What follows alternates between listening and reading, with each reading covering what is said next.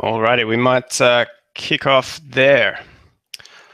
So, good morning, everyone. Simon Ogilvie-Lee here from Ninjodo, CEO and founder. Today, we're going to be going through quality versus quantity, a two-punch combo to mastering business growth.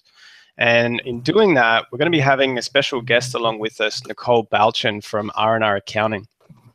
Now, she's going to help us go through the two most important questions that any business owner needs to be asking themselves when it comes to their business and trying to master the growth in that business.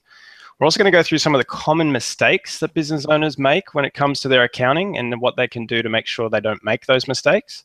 And then finally, as we're coming up to the end of financial year, we want to make sure that we're doing the right things to prepare for that now.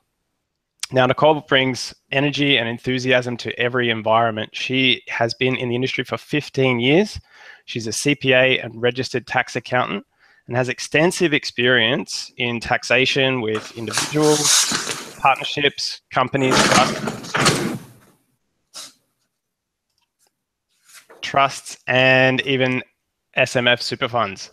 So from a specialization in small business taxation and business management, Nicole, what is it that you really love about what you do? Just to give people an idea of, I guess, where you come from. Hi, Simon. I guess the thing that I love most about small business taxation in particular is just the avenue of being able to help business owners to keep more money in their pocket instead of giving it away to the tax office, and to really get that quality of life back. Because, as you know, business owners go into business so that, they can have a better quality of life, they can have a better lifestyle. And unfortunately, it doesn't work out like that for a lot of people. And I like helping turn that around for them. That's fantastic. I think everybody who starts their business starts with one set of intentions, but very quickly realizes just how much they need to do, and perhaps just how much they don't actually realize of some of the skill sets they need to acquire. So they can very quickly fall into those traps, and having this kind of support and what we would refer to as their A team around them helps them get back on track and move forward from there. It's so true, because most business owners start up a business because they're technicians. They're good at what they do. What they're not so good at yet is running a business, and they just need to get that support around them to help them run a business well. Absolutely. So with that, I think we've got a couple of questions we want to run through to get a bit of a flow today. So if I'll jump in and start asking you those, and you can share your wisdom with everyone.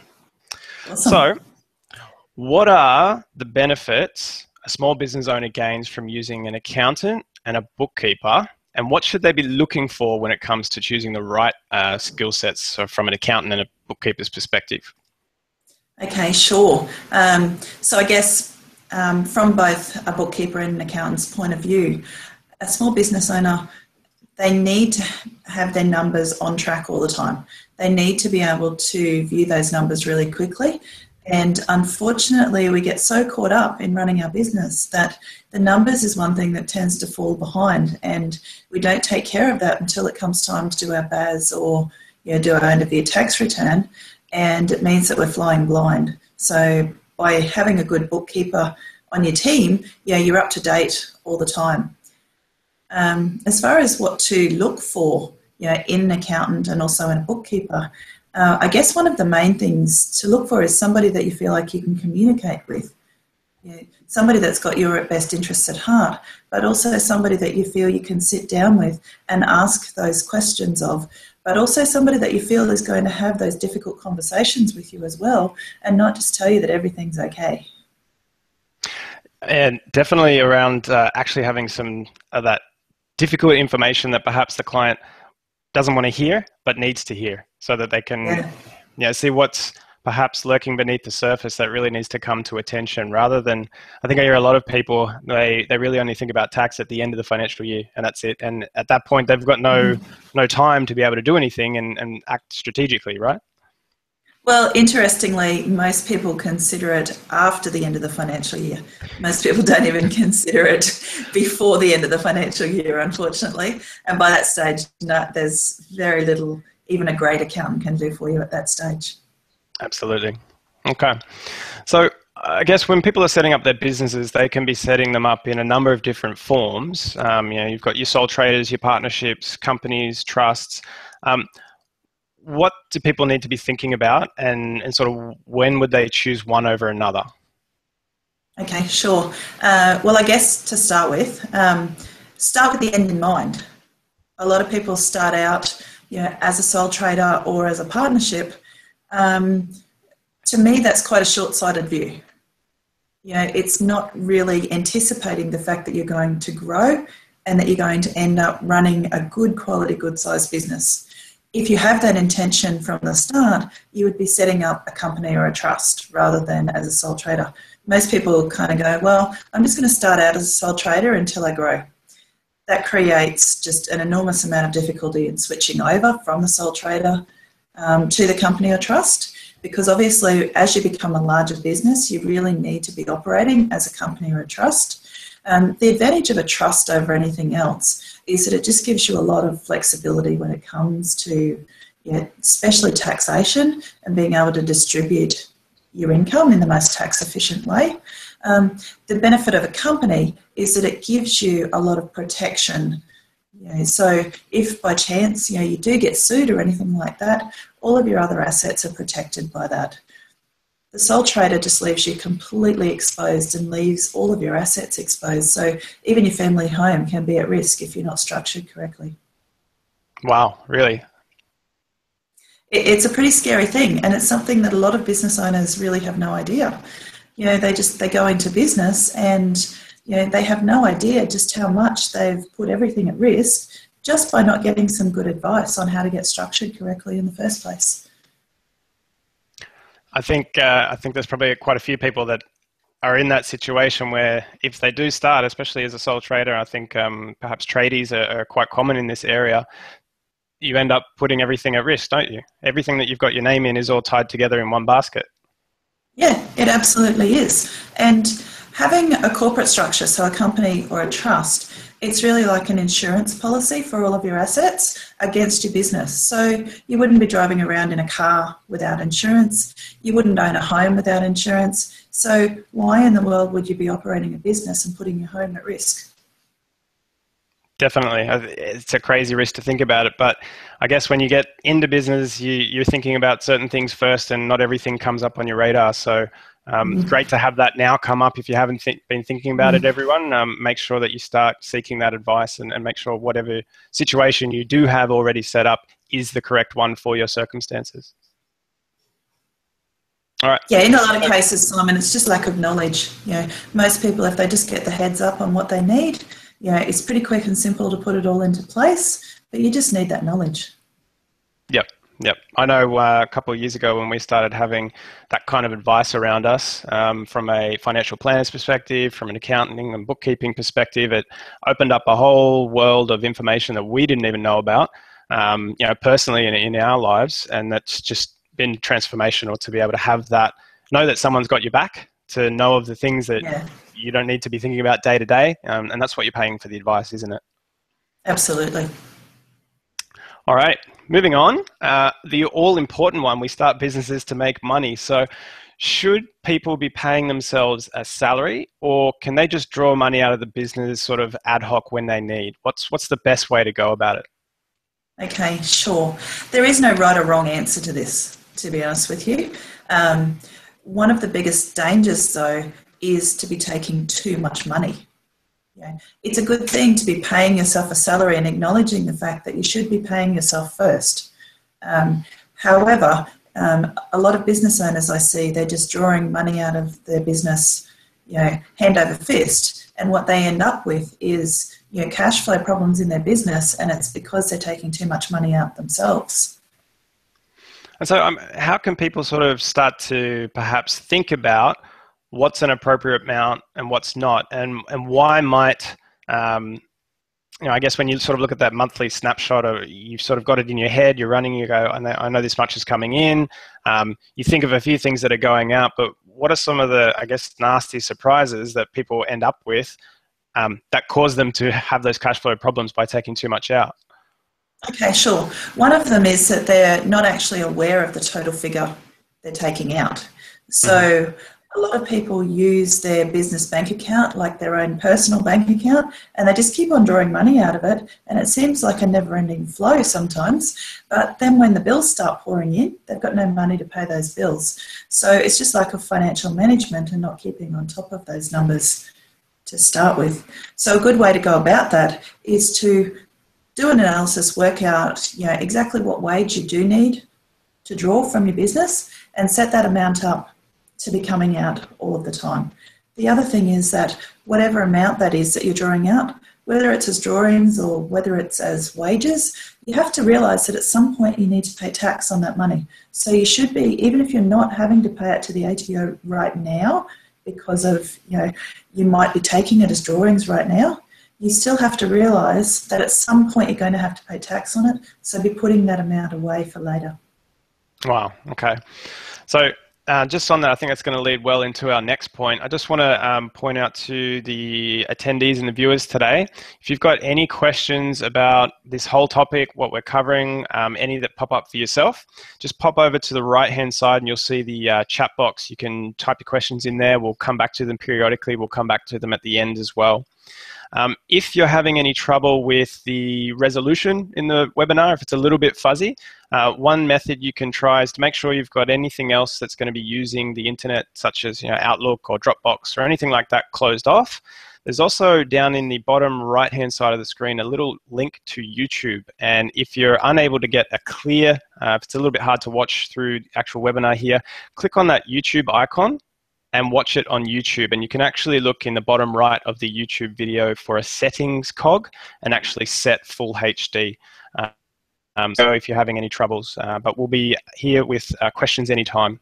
So jumping back, the next question that was going to lead into that conversation was, what's the best way for small business owners to actually organize their finances and their records?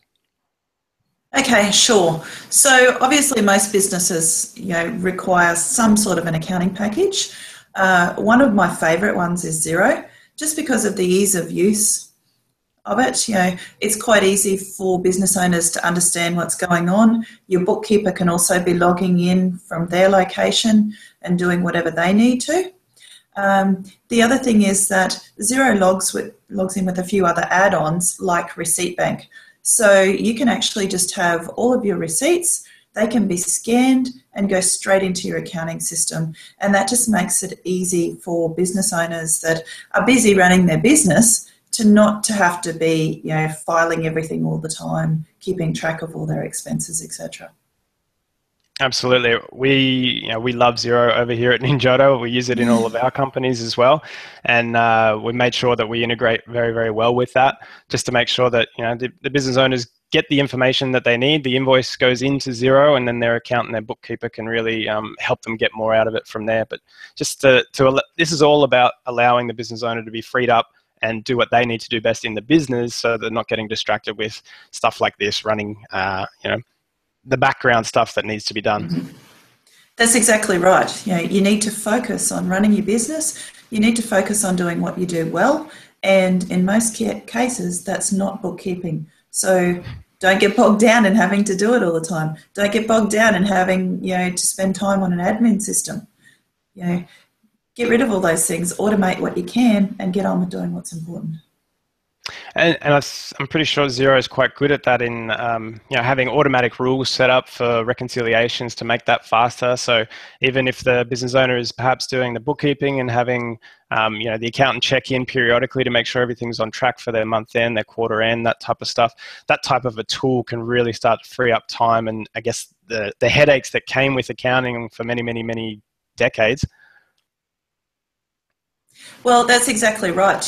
One of the great things about Xero is that you can actually be using it directly from your phone. So you can be knowing very quickly, who's paid you, who hasn't paid you, how much money you've got, what expenses you've got. You can access all of that stuff from your phone. You can mark things off in your phone. So it's just a really useful little system for business owners on the go. Absolutely. And actually that brings up a feature that's really on our horizon in this near term is to upgrade the Xero integration to be telling people whether invoices have been paid or not, or even part paid. So that's going to be fully available for everybody. Awesome. in their customer records. So anyone that got to hear that, there's a little sneak peek of what's coming. I guess pre-Xero, because not everybody's on Xero, I get that. It is having a very fast adoption rate, but I know a lot of people would have been coming from MYOB, even QuickBooks. It's got a pretty big following in Australia. I guess, what are the real differences to using a system such as Xero compared to MYOB, who now also have their live accounts, which is their cloud-based tool? What's the biggest difference in those two camps? Okay, sure. So the main one is actually that Xero was specifically designed to be a cloud-based accounting program. MYOB and QuickBooks had to adapt very quickly to the cloud environment. They already had their programs that were set up to go on a desktop, and they've been adapted to go in the cloud, whereas Xero was specifically designed to be a cloud program. So it's set up for ease of use in the cloud environment, and that's why it works so much better than the others. I mean, that's not to say the others don't work, they do, but the reason everybody is such a fan of Xero is because it's so easy to use in that cloud environment. I think another thing I noticed, even having part of an accounting background myself, doing reconciliations previously, what I found, because I've used both MYOB and done my reconciliations there, and I've done them in Xero, and Xero just makes accounting a lot easier. I mean, plugging directly into your bank feed, so you see what's got to be reconciled, and it even tries to auto match for you and say, actually, no, that's that invoice, not that. Yep, tick, tick, tick. So it's just really, really simple. It's also in the add-ons that Xero has, Simon. So many different companies are creating applications that attach to Xero. So, you can get, timesheet apps, you can get things like Receipt Bank, pretty much anything you want to do in your business, just like Ninjodo is, hooking into Xero. Most businesses now are trying to create things that hook in with Xero because they realise how popular it is. So my feeling is that that's the way of the future for ease of integration for business owners and to make their life easy. Yep. Up and running out of the box, nice and quick. All right. That's pretty good on talking systems and the best ways to, I guess, organize. So from a perspective of having your records sorted, your finance sorted, which, I guess, reports should small business owners be needing to look at regularly? I know there's some key reports from an accounting perspective and a business perspective to be able to make good decisions month to month and quarter on quarter and year on year. So what are those reports, and what do business owners need to be checking regularly, not just at the end of the year or after the end of the year? Okay, so I guess this is one of the big problems that business owners have. They really only look at these reports at the end of the year when their accountant hands them to them. And even then, they're not really understanding what the reports mean. So this is the advantage of having your books up to date all of the time. Whether your bookkeeper's preparing it for you or whether you're doing it yourself, you need to be looking at these 5 reports. So the first one is your profit and loss. So you need to know, what income is coming in and what expenses are going out so that you know exactly where that's going and what profit you've got left over at the end. So obviously that's a very important thing to work out whether your business is profitable or not. The next one is your balance sheet. So very few business owners I know understand how to read a balance sheet and how important it is. They consider it just to be an extra report that's handed to them. However, what you'll actually find is that a lot of the cash in your business can be tied up in things within your balance sheet, and you could be making use of them in your day-to-day business and you don't even realise they're there. The third one is your cash flow statement. So this is more so than the profit and loss. The profit and loss tends to be, it's a fictional figure because it deals with invoices that you've got no guarantee whether you're getting paid for those invoices or not.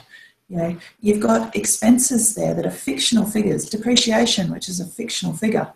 When you get to your cash flow statement, all that's concerned with is what cash is coming in, what cash is coming out.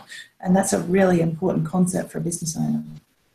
And just on that one, so the cash flow statement in comparison to a profit and loss. So I think cash flow is more of that immediate snapshot. This is money that did come in this month that I perhaps invoiced 2 months ago, and it's also money that went out this month or needs to go out this month that I didn't even remember I had to pay. And that's I guess, right. where the P&L and the cash flow statement differ. And we were talking about it before, where business owners get caught out. They don't realize how much cash is actually available when they're drawing their own wages out. Yeah, but also consequently as well, Simon, on the other side of it, sometimes you've got money coming in and money coming out that's not actually a result of the activities in your business. So it's not a result of income or expenses. It can be a result of loan obligations that you've got. It could be a result of overdrawing bank accounts, things like that. So you might have more cash than you actually should have, or you might have less cash than you think you have. And the cash flow statement gives you a really good understanding of exactly where that money's flowing in and where it's flowing out. One of the biggest questions I get asked is, I seem to have made all this profit, so I've got a tax bill, but where's all the money gone? I think that's pretty common for most business owners, at least in their first few years, is to be approaching tax time and say, whoa, where's all that profit come from? Why do I have to pay all that tax? Because I don't see that money in the bank. And it just accrues month on month, little bit by little bit, where it's getting taken out of the business. And I guess that really brings home the crucial point of leaving profit in the business and taking it out periodically once you've assessed the numbers in the reports. Exactly. Yeah. Mm-hmm. So the other two reports that you really need to be keeping your eye on are your aged receivables and your aged payables. So this is any invoices that you have that haven't been paid yet, and also any bills that you have that haven't been paid yet.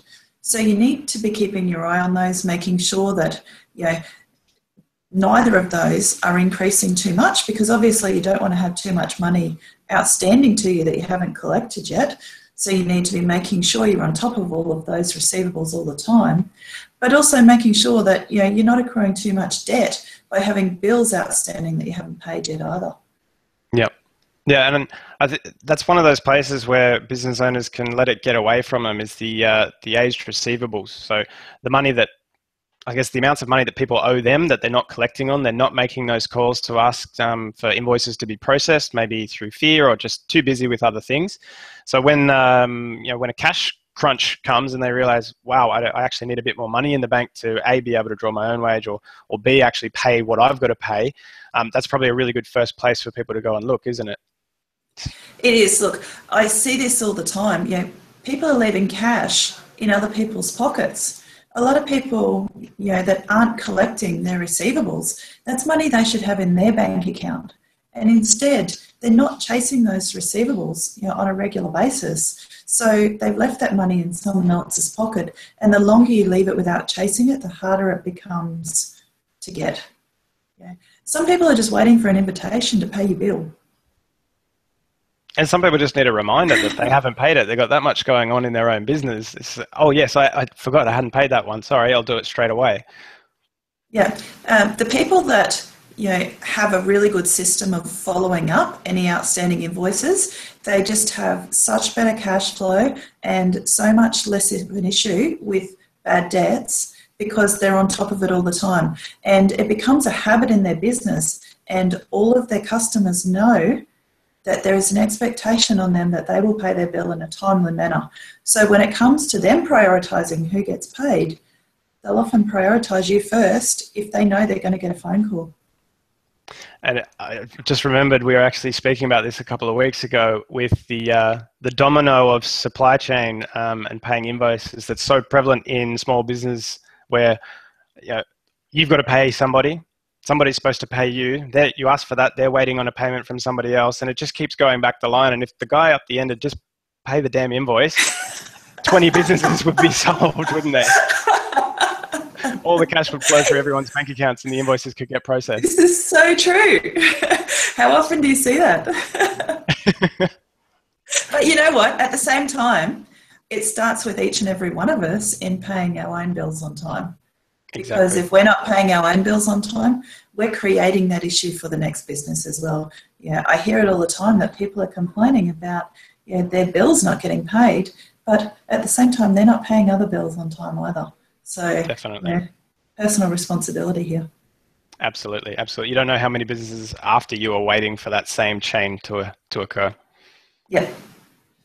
All right, so that covers the 5 reports that people should be looking at regularly, and I guess maybe some of the viewers are quite proficient and happy and comfortable looking at those reports. Those that aren't, hence having a good accountant to go through those reports with you is a good idea and a great result for allowing you to make better decisions. But I guess more within each report, there's going to be specific numbers that people need to be looking at absolutely more frequently every week, every fortnight, depending on how rapid their business goes. So tell us a bit more about some of those numbers. And this really comes back to that 2-punch combo of being able to master business growth. What are those numbers that people need to know to be able to grow their business properly? Okay, sure. So the first one and the most obvious is sales. And this is something that most business owners are keeping a pretty good track on how much they're selling, how much they're invoicing, how much is coming in. And that's a really good number to be on top of, at very least on a weekly basis, so that they know whether they're growing and if that's dropping off, what you need to do about it. So that's obviously the first one. The second one, however, and this is something that not so many business owners are keeping track of, is the gross profit. So the gross profit is what's left of those sales after you've paid out the costs. So for instance, if you're selling a product, how much are you buying it for versus how much you're selling it for? If it's a service, it comes down to things like your wages. And if you're working just on your own, your time counts as much as everyone else's. People say, I don't have any costs. Well, actually you do, because you need to get paid somewhere as well. So if you're not keeping track of what that gross profit is and making sure that you're making a profit on each of those sales, quite often you find that your sales might be going up, but you've still got no money left. And it can be a result of the fact that your gross profit has decreased over time and you haven't kept track of it. And I think that can, especially people who are in the professional services space where they're charging time for money, and they're doing it themselves when they get started, for them to be able to grow later, they need to have their time costed into the job so that they can replace themselves later with someone who's either the same or perhaps cheaper if it's more compartmentalized. But also, by not putting your own time in, I think a lot of people end up not charging enough for what they do. Absolutely. But it also skews the results that your business is getting. So you have no idea how productive you're being yourself and whether your business should actually be making money or whether it's not even providing you what the equivalent of a job is. I see it time and time again that business owners aren't even making enough money out of their business to pay themselves what would be a reasonable wage for their time. They're just not valuing what they do. And do you think that's from not valuing it, or perhaps they don't know what the going rate is within their industry or in their space or in their market? Yeah, I think this is twofold. I've actually got a calculation that I put business owners through when it comes to calculating what their hourly charge out rate should be. Mm-hmm. And most times I find that business owners have undervalued what their charge out rate should be because they just don't understand everything that needs to go in there. They're thinking that, if they want to make, say, $60 an hour, if they charge $60 an hour, that's fine. They're not taking into account the fact that they can't work, 40 hours a week all the time. So not pricing in the downtime into the actual hourly rate. Absolutely. Yeah. Because you need to consider, you need to consider days off. You need to consider the fact that, at some point you have to eat. At some point you need to go to the toilet. You can't work 100% of the time. And also as a business owner, you have to factor in time to be working on your business, time to be doing your accounts, time to be doing your marketing. And if you're not charging enough for your time in the first place, what you find is that you're working an 80-hour week before you know it, and you're not even getting paid for 40. And so I guess that's a really good point where people are not thinking about the other time that's needed to operate the business. They're just assuming every available hour is potentially billable, and if I'm not billing them all, then I'm not making enough money. But in reality, perhaps it's only 20 hours of the week or 30 hours of the week that they need to be assuming is billable, and everything else needs to be admin and strategic analysis and working on the business, that type of thing. So the hourly rates on those billable hours, whatever that goal is, needs to actually cover the entire revenue. That's exactly right. Yeah, and you need to do that calculation, and you need to be aware, number one, what that charge out rate should be, and then also keep track of what that productivity is. How many hours are you billing versus how many hours are you doing unbillable stuff, and what are you spending that unbillable time on? Is there value in that? Right. And so obviously having professionals like yourself can help people go through that to figure out what it is they're trying to produce, what they need to produce, then how many hours a week needs to produce that much, so that they can start reverse engineering their business even. That's exactly right. And that's what we really work with people on. Most business owners tend to get in a position where they're just reactive all the time. They're just, something happens, they react to it. Something else happens, they react to it. By actually putting thought into all of these things, you're being proactive and you're taking care of them in advance, and things tend to run much more smoothly that way. Yep. Yeah, we touched on that in a webinar a couple of weeks ago about being reactive, where a lot of people find they're spending 5+ hours in their inbox waiting for emails to come in, to which they'll respond and react, rather than only checking email twice or 3 times a day, and strategically being proactive on the rest of their business. So it's not just in administration, it's also in finances. It literally runs through every vein of businesses, being proactive versus reactive. And obviously having the right team around you, the right systems in place, frees up the time and the visibility to allow you to be more proactive. That's exactly right. So Simon, we'll just come back to the other numbers that people need to be definitely having a look at. So after you consider your gross profit, you also need to consider the net profit. So what other expenses are you paying out? So keeping track of, whether it be the rent, the telephone, the electricity, and just operating in a lean way. So making sure that that profit's not getting eroded before it ends up in your pocket. So, I advise that people keep track of those at least monthly. Also analyse, the trends of what's going on. Are these numbers going up or are they going down? And if they're going down, you need to be jumping on them and finding out why and doing something about it really quickly. If you wait until 6 months after the end of the financial year, sometimes you're a whole year, 18 months down the track of when the problem first started, and you're in a hole, and it's a big hole to dig your way out of. Whereas if you've seen those trends happening after 2-3 months, you can do something about it really quickly, and that makes it much easier to turn your business around. Absolutely. I mean, and even, if you're paying for services overseas, the US exchange rate constantly changes. So if you've got monthly subscriptions to US companies, I know a lot of people that I've spoken to have gotten caught out with that type of thing. Exchange rates changing. There's all sorts of reasons why expenses can grow without you realizing it, thinking, this is the number I've been paying every month. Oh, hang on, why is it now double? Yeah, but there's also, the number of businesses I see that have recurring expenses that they no longer need in their business, but they're not keeping track of, is unbelievable.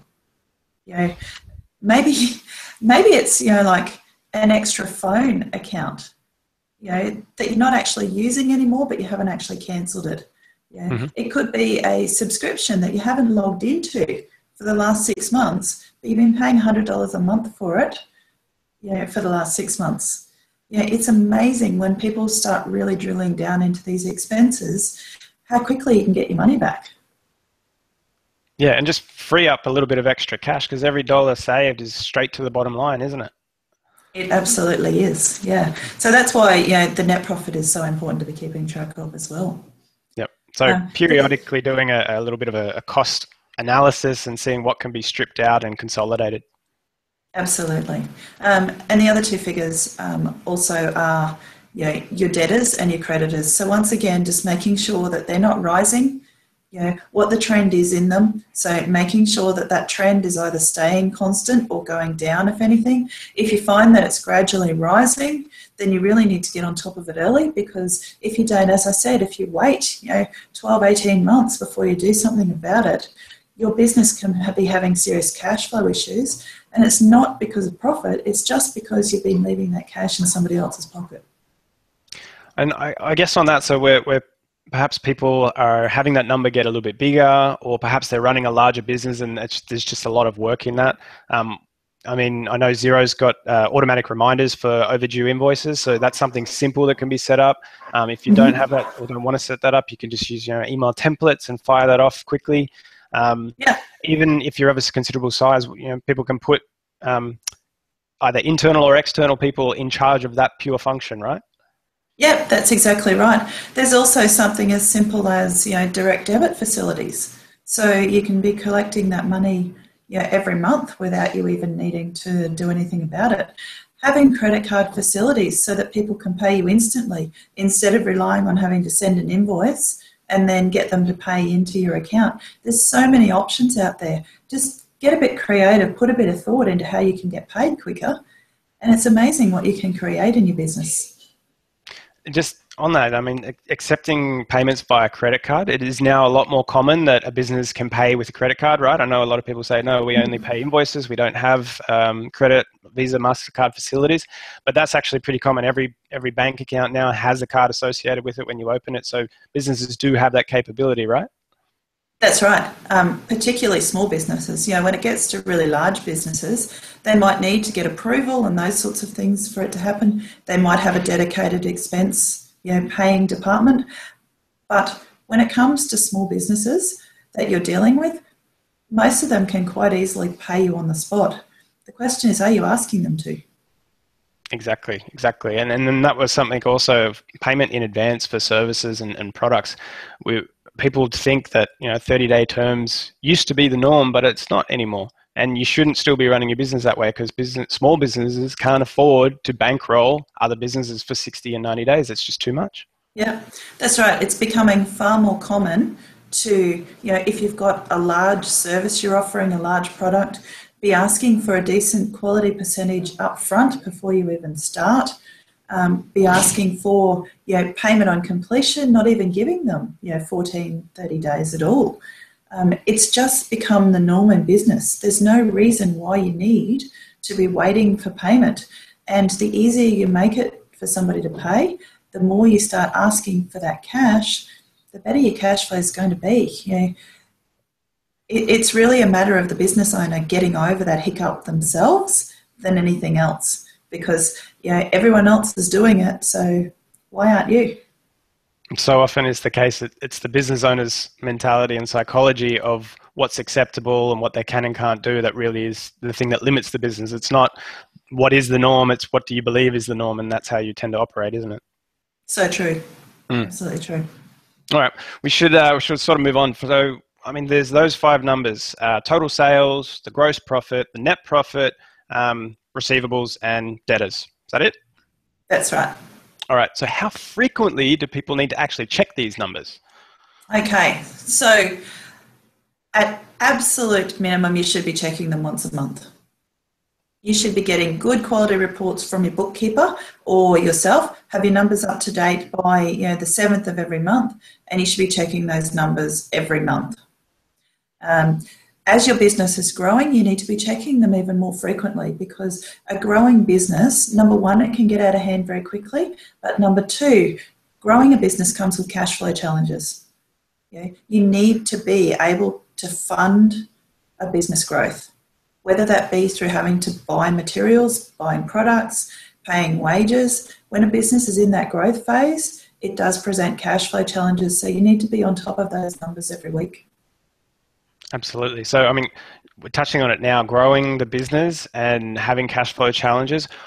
If people are experiencing that growth, they're going to need to start bringing in help, right? They can't keep doing it themselves, especially if they're running it at 40 hours a week billable. They need to be thinking of, where can I spend my money? How can I spend my money? How is it going to help me grow? So I guess tell us what they need to be thinking about when they're trying to get help from internally in the business with them and externally with advisors such as yourself. Okay, sure. So internally, if you're looking at putting people on as employees, one of the first things obviously is, can you manage it from a profitability and a cash flow point of view? and assessing that. So that's where knowing your numbers becomes really important.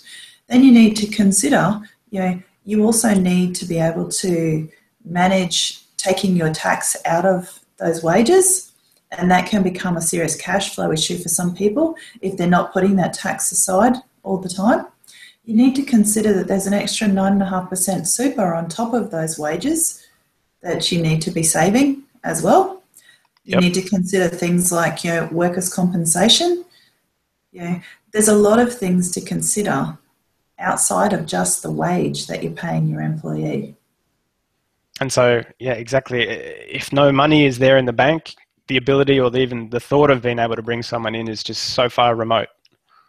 It's true. And you also need to consider that, if you're operating your business on 30-day terms, you actually have to be able to fund the wages of a new employee for 5 or 6 weeks before you get money in.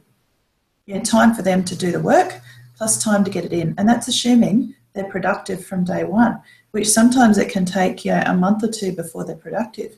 So before you take someone on, you need to be prepared for the fact that you may need to fund that for a couple of months before they start bringing money in. Absolutely. All right, so that's from an internal perspective. What about an external perspective? Advisors? Okay. Yeah, so you really need to surround yourself with your A-team. Make sure that the team you've got around you, number one, you can communicate with them really well. I touched on this before. You want to have a group of advisors, so that's law advisors, accountants, bookkeepers, even things like an insurance advisor, a financial planner. You want to make sure that you've got a team around you that can really help you along the way. You can't do it all on your own. You don't know everything. Don't spend your time having to research everything yourself. Have a team that you can trust that will help you out. But at the same time, don't abdicate responsibility either. Do get that education along the way so that when you're having those conversations, you know whether what they're telling you is right or wrong, and you're in a position to take your own responsibility for it. And I guess that's the difference between having just external professional do the job for you and actually building an A-team, someone who's going to be there and coach you in that particular discipline, and really, we touched on at the beginning, giving the hard answers, the feedback that you need to hear from a business owner's perspective, so that those conversations that you're having periodically, they've got your best interest in heart rather than expecting you to just pay for a service. Yeah, well, I know in the accounting industry, there are a lot of accounting services out there that people go to just once a year at the end of the year. They give them a financial report, they give them a tax return, and the business owner thinks, okay, they've done their job. And it was probably cheap.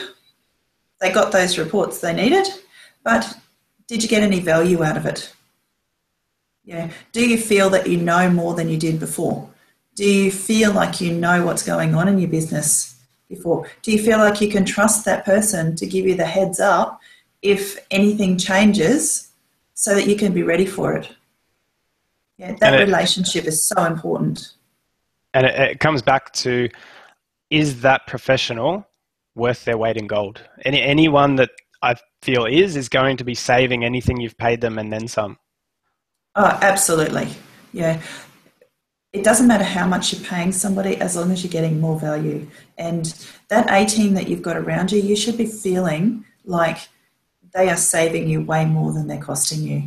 You want to feel like every time you think about that person, you want to feel like, yes, I couldn't live without them in my business. They are helping my business grow, and I know I've got the right person. Excellent. All right. So getting off sort of the growth side of things, we're coming into year end. Tax then becomes a bigger question. So before we jump into that, I guess, what's the difference? Can you explain the difference between GST and BAS, and how is that different to the end of year tax that people need to be thinking about? Okay, sure. So GST is something that is calculated pretty much on every service and every good. So it's 10% on top of what you would already pay. When you're a business owner, you need to charge that GST on top. So if you would normally charge $100, you charge $110. That $10 though, you're only collecting for the tax office. So when you do your BAS each quarter, you're actually just giving that money to the tax office that you've collected on their behalf. A lot of businesses get caught up in the idea that they're paying GST. You're not. You're actually collecting it for somebody else. It's not an expense to your business. It's just a cash flow thing where you've collected it for somebody else. So just get rid of that hang up altogether. So that's why, sorry. I was going to say this comes back, we were touching on it earlier, where people don't realize how much money is actually available. Those businesses that charge with GST inclusive in their numbers tend to think that the larger number, including GST, is their actual total sales, when really it's 1/11 or 10% off that, right? That's exactly right. Yeah. And when you're looking at your profit and loss, you're actually looking at a GST exclusive figure. So that's why you should be looking at those reports instead of just looking at the money in your bank account, because all that money that you're collecting in GST, it's accumulating in your bank account. And if you're spending it, then you're going to get a bill at the end of the quarter and you're not going to have money to pay it. So you need to be conscious of how much money that's in your bank account is actually yours and how much is not yours. Exactly. I mean, and we've spoken about this before as well, of businesses having a separate account for this money so that it is coming in and straight away going out, almost like a out of sight, out of mind account, so that they don't get caught out. I even go so far as to recommend they put their GST in it. They also put the tax that they are taking from any of their employees' wages, because that's really easy to calculate on a weekly basis. So just pop that in a separate account as well. But also the super, put super in there. But then you've also got, your own tax as well. So, it might be company tax, that sort of thing. Pop all of it away. Out of sight, out of mind. Put it in a high interest account. Get some money back on it, but get it out of your main account so that you know what's yours and what's not. That's fantastic advice. I know even from a personal perspective, doing that from a savings mortgage provisions, that type of stuff, that just has an incredible impact on the results that you get financially. By we're all victims to temptation. So just removing the temptation helps you just get through it a lot easier. And those kind of, GST, when the BAS is due, when the end of financial year payments are due, you've already covered them and you're not getting slapped in the face with a big, nasty surprise. Yeah, that's exactly right. Mm-hmm. So obviously you need to, do your BAS every quarter. So on your BAS, you're reporting that GST, so the GST that you've collected, but also the GST that you've paid on any of your expenses, so you get that back on your BAS. But then you also need to report your wages, any tax that you've taken out of your wages. And then there's also a provision in there for you to calculate towards your end of year tax as well. So this is called a PAYG instalment, and this is really just an amount that you're calculating for end of year. Okay. All right. And so, I mean, we're kind of touching on the next bit of, getting ready for that end of financial year. From the tax perspective, how is the end of year tax different from the PAYG, the GST, et cetera, throughout the year? Mm-hmm. So it actually doesn't have any correlation at all. Some business owners think that because they're doing their BAS every quarter, they don't need to do an end of year tax return. Your end of year tax return is actually completely different to that. So the end of year tax return is based on your profit and loss, how much money you've actually made, and the tax you're liable for on that amount. In your quarterly BAS or your monthly BAS, there'll be an amount which is set aside for your end of year tax. And that works basically, so say you've made $100,000 for the year, we'll calculate the tax on the $100,000, which in the company, it'll be 30%. And then by made, we're not thinking sales, we're thinking the net profit? Profit, that's right, yeah. So then you calculate your tax on that, which is 30%, and then you've paid instalments towards that on your BAS. So the PAYG instalment comes off that 30% tax because you've already paid it throughout the year. If you've paid too much, you'll get it back in a refund. If you haven't paid enough, you'll get an additional bill.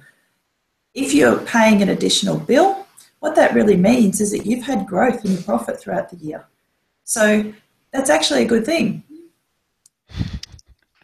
So more tax means more revenue, right? It absolutely does. So That's don't it. shoot your accountant when you get a tax bill. It can be a better way to view the government. If you've got a big tax bill, you're doing well. If you don't have a tax bill, you're in trouble. All right. So, coming up to year end, what do people now need to start thinking about? I mean, they should have perhaps been in a position where they could do it back in, March or April, even have those meetings with their A team. But if they're not in that position, what can they do right now to start preparing? Okay, sure. So first thing, get your books up to date. Without your books up to date, your accountant's got no idea, what they're working with. So get them up to date, have them ready. Get your accountant to do a bit of a calculation on how much tax you're likely to have to pay if you do have a tax issue or if you don't. From there, your accountant can suggest ways of reducing your tax bill. So sometimes this is a good idea and sometimes it's not. What I mean by that is that you don't want to be deferring tax if you're going to make more money next year. Yep, Okay? gotcha. So a lot of accountants do a little dance, and they say, okay, so you should have had to pay $30,000 tax this year, but by doing this and this and this, we're actually going to reduce it to $10,000. All they've really done is deferred that amount until next year, and that's accumulating year after year, and at some point you're going to have to pay all that tax. So make sure you're aware of exactly what your accountant is doing when they're doing the tax planning. But the other thing you can... Sorry. So I was going to say, I guess that also linked a bit of an idea expecting your sales to be next year. So, if you've got a big contract you're going to land, or you're putting on 2 sales reps next year, you're going to ramp up revenue, you're going to ramp up tax liability. So if you keep pushing that tax, you're just adding to it. So being on top of it and dealing with it more frequently is a better idea. Yeah, and this is where that relationship with your accountant comes in really well, because your accountant needs to know whether you're on for whatever reason. There are so many things that come into it. If you're looking at getting a loan in the future, the last thing you want is your accountant trying to minimise your tax bill and then finding out that you can't get a home loan. We see that quite often. People want to minimise their tax. They do that for 3 or 4 years, take it to get a mortgage, and they can't get a mortgage because they've minimised their income. So this is where that relationship comes in so very important. Your accountant needs to know what your plans are over the next 5 years so that they can help you the best. They also need to know things like the stage in life, because, putting money into super could be a great way of reducing your tax. It could be fantastic.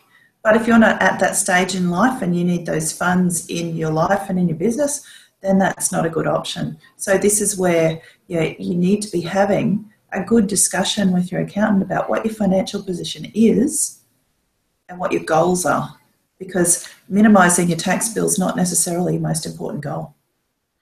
And not just the accounting for the business, it's overall in life, what are you trying to do? And so having not just accounting, not just bookkeeping, but you said it before with insurance, financial planners, that whole complete picture from different perspectives, and ideally having a team that works well together, even if they're in different companies.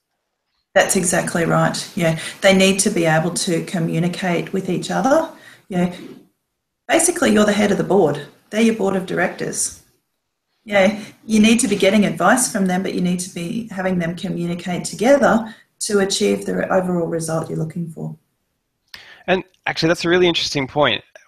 In your experience, and I think this number is probably going to be reasonably high, people who run their own business that don't know accounting or don't know financial planning or insurance or any of those things that they need to engage outside professional services for, how many do you find, I guess, sort of palm the whole thing off to those advisors and say, well, you know what you're doing, you tell me what I need to do, as opposed to being the head of their company and treating those people like internal team members that they're actually reduced or at least on side of in the partner's hierarchy?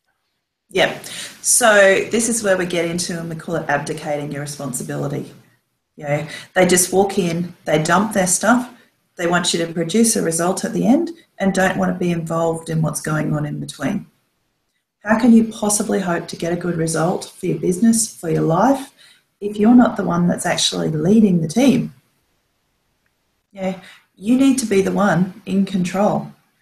I've actually seen it time and time again when people have come to me and they've said, my accountant has done this, my accountant has done that.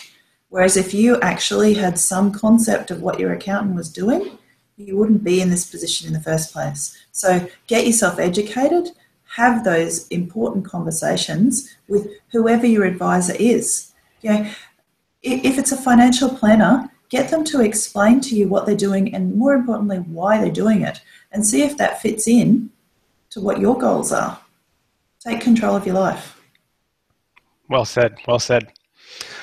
All right, I think that covers the bulk of what we wanted to sort of get out. I think it's extremely high value. If we were going to be leaving our viewers with, some takeaways that they can go off and really make sure that have sunk in, aside from all of the knowledge we've already covered, and I hope they've been taking notes, what would you consider are the three most important things business owners, they should be doing in their business from an accountant's perspective?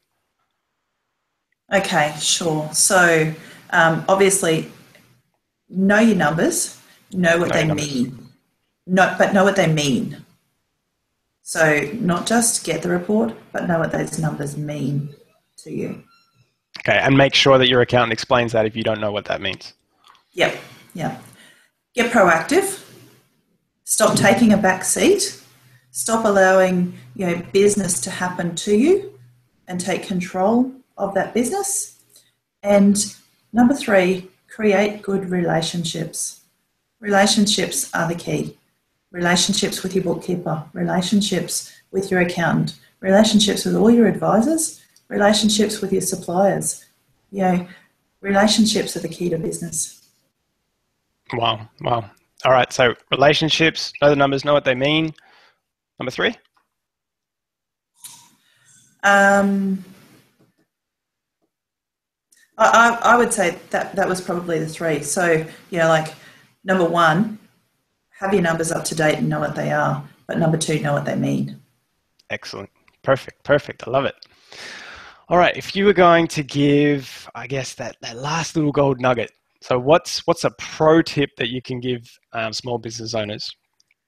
Okay, sure. I would say my pro tip is business is a team sport. You're not meant to do it alone.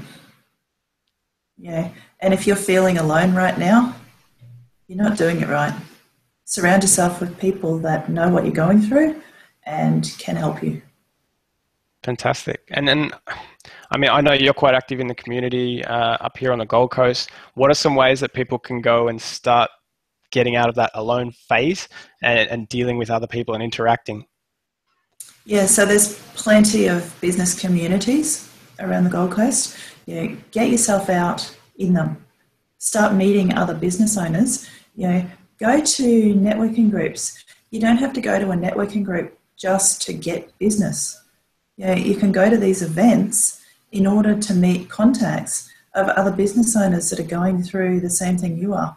You can go to these events to find the help that you need in your business. It's not to just get business. It's networking. Form your network.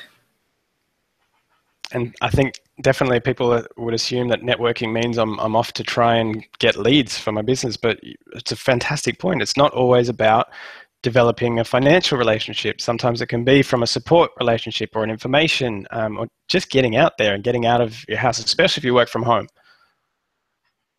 That's exactly right. And working from home is just becoming more and more common.